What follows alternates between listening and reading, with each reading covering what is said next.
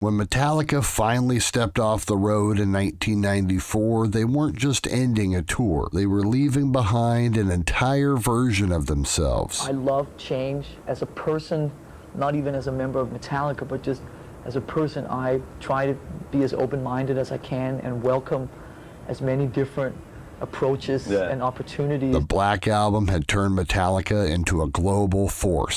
Stadiums, MTV, endless touring, years of repetition, pressure, and exposure. By the time it was over, success had reshaped everything, and quietly, the band began drifting inward. James Hetfield withdrew into isolation, spending more time outdoors and hunting, trying to escape the constant noise. Lars Ulrich leaned deeper into the business of Metallica, navigating contracts, negotiations, and the reality that the band was now a massive enterprise. Kirk Hammett turned towards study, absorbing jazz, blues, and new textures, looking for colors Metallica had never used before. Jason Newsted built his own studio, the Chop House. Jason was searching for creative freedom outside the band's walls. Metallica had always survived by moving together, and for the first time, they weren't. We get along pretty well. I think now that we've kind of got our own lives together,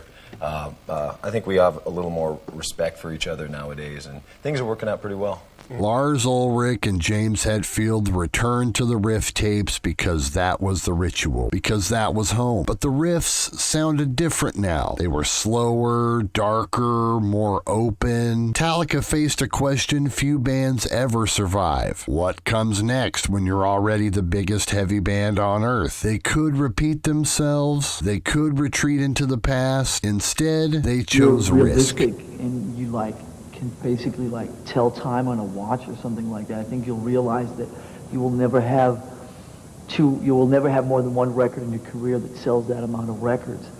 So if you get out of bed knowing that to begin with before you even start, then you're not fooling yourself, then you're not chasing some kind of silly dream that's just not going to happen. By the mid-1990s, the musical world had shifted. Hip-hop dominated the mainstream, grunge had burned out almost as quickly as it arrived, and metal no longer ruled the culture. Metallica didn't chase trends, they listened inward. Hetfield gravitated towards blues, country, and roots music. Hammett explored phrasing beyond speed and precision, and Ulrich embraced simpler, song-first rock. And Newsted was absorbing groove-driven modern sounds. Metallica wasn't necessarily unified in taste, but they were unified in purpose, and they needed some sort of change. Why do we write such long fucking songs? Maybe it's just because... The others are short. Huh? Because the others are short. By early 1995, they had nearly 30 songs. For a moment, a double album seemed inevitable. Bob Rock was brought back to produce the album because at the end of the day, trust mattered, history mattered. Rock pushed them to the brink again, challenging performances, challenging instincts, and their identity. Recording began at the plant in Sausalito. The sessions stretched nearly the entire year of 1995. And with this new creative freedom came some uncertainty. As the calendar flipped into 1996, the reality set in. Deadlines were looming, Lollapalooza was booked, so a compromise was made. The most complete songs would become the album load. The rest would wait. Everything was tuned down a half step to E-flat. The guitars grew thicker, the vocals gained space, and guitar rolls shifted. Kirk Hammett often handled the rhythm, while Hetfield explored leads and textures. All of these small decisions added up into a new identity. This wasn't thrash, this wasn't pop, this was something else entirely. The album's opening track isn't thrash, but it's furious in attitude, almost a snarl of defiance. Built around a gritty blues rock-influenced riff, it immediately signals Metallica's departure from their 80s aggression. The title itself is confrontational, flipping the aggression back onto anyone who doubts them. Musically, Kirk Hammett's slide guitar solo and James Hetfield's rhythm attack show how the band was blending texture textures they had rarely used before. Unlike their earlier songs that built tension through speed and precision, this one relies on groove and groove alone, which signaled a fundamental shift in their songwriting philosophy.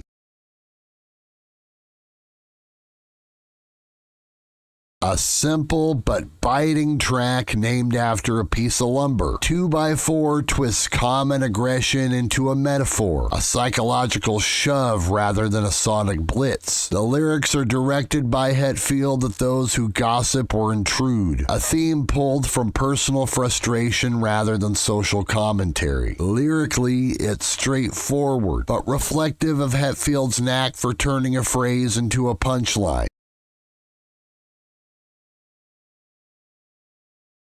This track's title phrase is metaphorical, drawn from the nursery rhyme but shaped into a commentary on cycles of destruction, inner torment, and self-inflicted consequence. And the use of the talk box, perhaps for the only time in Metallica's catalog, adds an eerie, distorted texture that sits in contrast with the song's otherwise down-to-earth grind. Tuned down a half step, the guitars sound thicker and more looming, accentuating the slow collapse of the narrative's protagonist.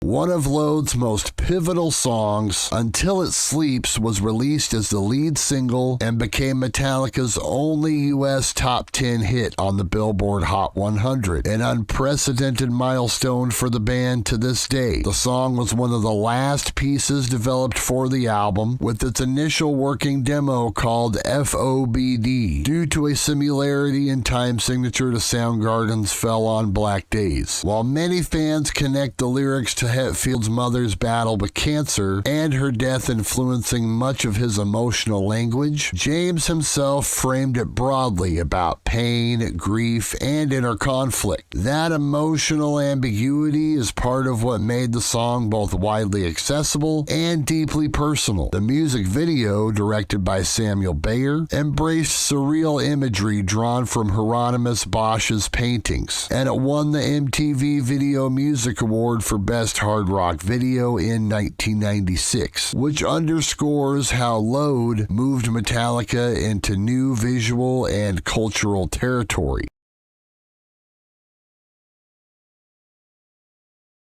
Released as a single in early 1997, King Nothing is one of the most melodic and memorable songs on Load. The song starts with a prominent bass riff that grows into its main theme, reflecting Metallica's continued affinity for groove even as they departed from pure thrash structures. Its lyrical theme, the hollowness of attaining everything you thought you wanted, echoes the band's own introspection after massive success. Critics and fans have noted a lyrical nod to the Black Album in the closing line, tying personal ambition back to their broader discography. King Nothing performed well as a single and became a staple of the Load era. Its mid-tempo groove and catchy refrain contrasted sharply with the barrage of earlier Metallica classics, which illustrates how the band had broadened their melodic palette while retaining some sort of bite.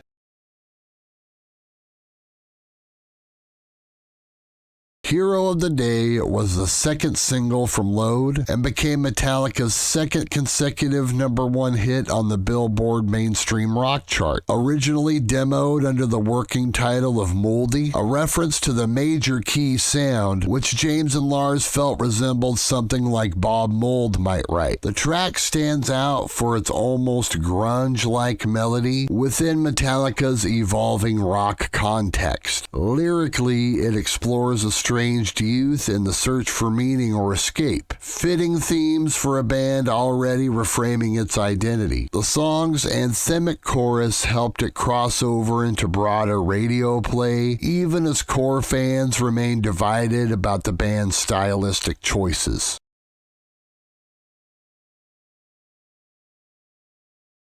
Bleeding Me stands as one of Load's most personal and emotionally raw compositions. Though never released as a mainstream single, its promotional CD reached number 6 on the U.S. mainstream rock chart in 1997, an indicator of its resonance with rock audiences. The song was written during a period when Hetfield was undergoing therapy. In a later interview, he described the experience vividly. Therapy felt like being drained and forced to confront deeply buried pain. That emotional process bled directly into this song's confessional lyrics and patient, unfolding structure. At 8+ minutes, it allows the track to breathe, moving from introspective verses into expressive climaxes. This is not aggression born of violence or rebellion, it's introspection rendered in sound.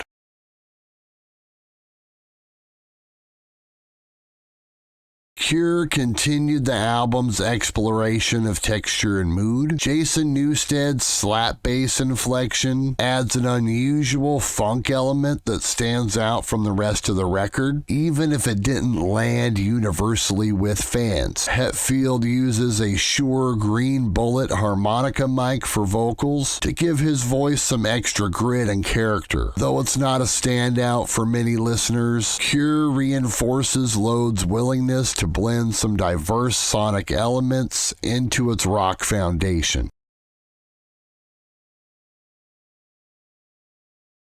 Built on blues rock energy and literary phrasing, Poor Twisted Me reflects influences that were uncommon for Metallica. Nods to artists like Tom Waits and Nick Cave. While some reviewers at the time found the track uneven, it clearly illustrates the band's Load-era identity. Courageous while experimental and unconcerned with strict genre boundaries. Whether viewed as a genuine exploration or an outlier, the song feeds into the album's broader texture of emotional variability. This track was inspired by a conversation that James Hetfield had with Waylon Jennings. Musically, it's one of Load's more driving, aggressive opening grooves, a relative nod to old Metallica energy, while still fitting the record's overall pacing and feel. The band's movement through different stylistic pockets is very evident here.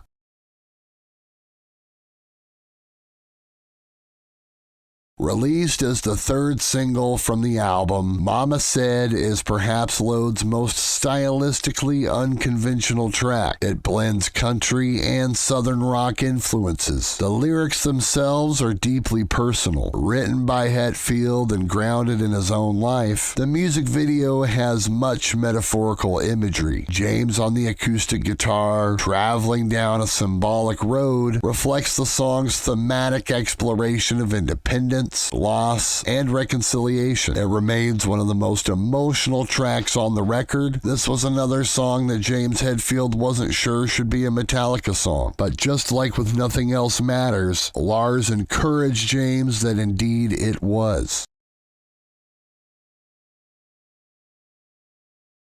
Lyrically, this track revisits religious tension, a theme drawn from Hetfield's upbringing in Christian Science. Musically, it digs into heavier tones and chord progressions, showcasing Metallica's persistence in exploring emotional discomfort even when the structure feels less memorable than the other tracks.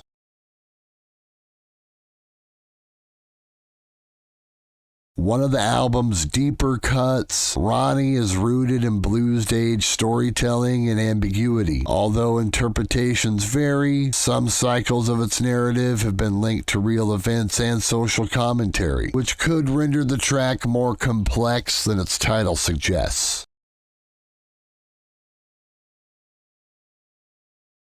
Originally stretching beyond 10 minutes in earlier jam form, the Outlaw Torn was trimmed slightly to fit the record's final running time. The full extended version would surface years later. This song is the only song on the Load album to actually come from a jam in the studio rather than sifted from a riff tape. The Outlaw Torn's slow build, haunting solo work, and grand thematic scope make it one of the album's most cinematic moments. It slows the pace of Load, grounding the emotional atmosphere in tension and release that feels almost ritualistic. At the end of the day, Load is not an easy record. It's uneven, it's uncomfortable, it's defiant. But it did what Metallica needed. It kept them alive in a decade that buried legends. It gave them room to experiment and to fail, but more importantly, to evolve. The backlash didn't stop them. They doubled down, because Load was never the end. It was a transition. The leftover songs would surface, the experimentation would continue. The next chapter was already waiting.